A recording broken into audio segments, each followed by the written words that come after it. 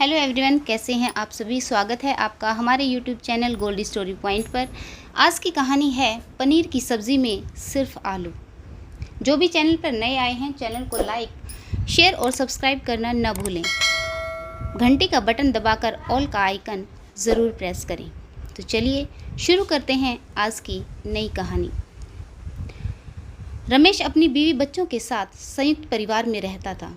भाई, भाभी, भतीजा और माँ, कुल मिलाकर 7 सदस्यों का छोटा सा परिवार। हर परिवार की तरह रमेश के घर में भी छोटी मोटी उलझनें होती रहती थी, लेकिन दोनों भाइयों में प्रेम और सद्भावना होने के कारण परिवार बिखरा नहीं था। रमेश की भाभी कुछ ज़्यादा ही चालाक थी। उन्हें लगता था कि उसका पति ज़्यादा कमाता है तो उन्हें हर चीज़ ज़्यादा मिलनी चाहिए, लेकिन रमेश भी अपनी कमाई का एक हिस्सा घर खर्च में देता था।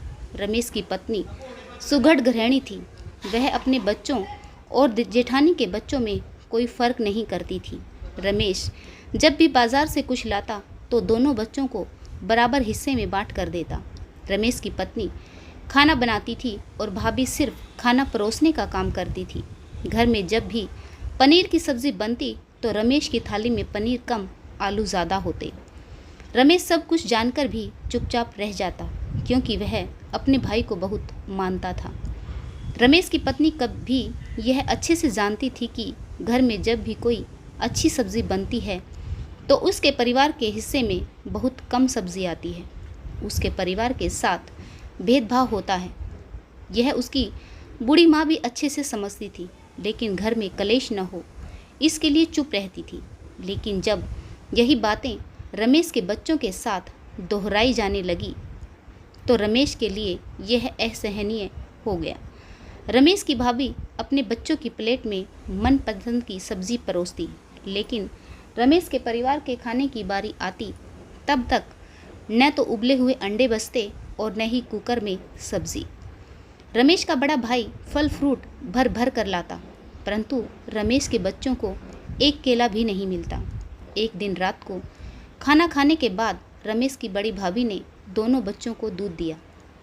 भाभी ने अपने बच्चे को बड़े गिलास में मलाई वाला दूध दिया, लेकिन रमेश की बेटी को छोटे गिलास में पानी मिक्स करके दूध दे दिया, जिसे देखकर रमेश को बहुत गुस्सा आया।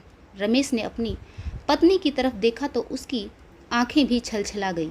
वह सब कुछ देख रही थी। रमेश चाहता था कि संयुक्त परिवार बना रहे, परंतु अब उसके लिए यह सब असहनीय था।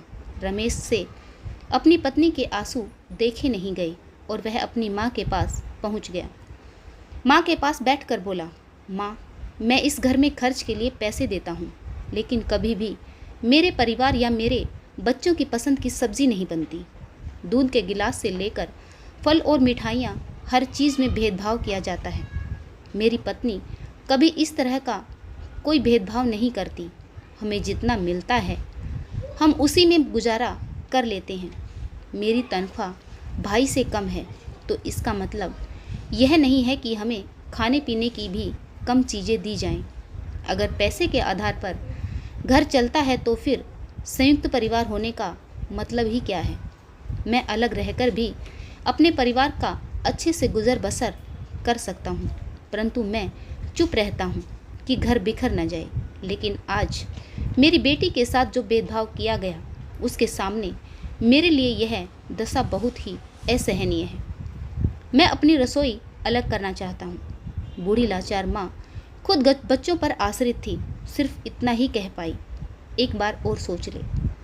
रमेश के भाई ने जब यह सुना तो उसने भी उसे समझाने की कोशिश की कि मैं तेरी भाभी को समझा दूंगा, अलग रसोई मत कर। रमेश ने कहा, भैया, मैं हमेशा आपके साथ खड़ा रहूँगा, लेकिन अपने बच्चों और पत्नी की भलाई के लिए मुझे कुछ फैसले लेने ज़रूरी हैं। मैं जैसा भी हूँ, जो भी कमाता हूँ, अपने परिवार का पेट पाल सकता हूँ। साथ रहकर उनमें हीन भावना जन्म ले रही है। मेरी पत्नी का मन यह सोचकर दुखता है कि उसका पति कम कमाता है, इसलिए उसके साथ भेदभाव किया जाता है। कल को मेरी बेटी बड़ी होगी तो वह भी इस भेदभाव को अपने मन में बिठाकर हीन भावना का शिकार हो जाएगी। अगर मैं अलग रहूँगा तो उसके मन में यह भावना होगी कि उसका पिता उसके लिए इतना ही कर पाता है और वह उसी में खुशी से गुजारा कर लेगी। रमेश की माँ ने कहा। तुम दोनों अलग हो जाओगे, पर मेरा क्या? रमेश ने कहा। माँ, आपके लिए मेरे घर के द्वार हमेशा खुले हैं।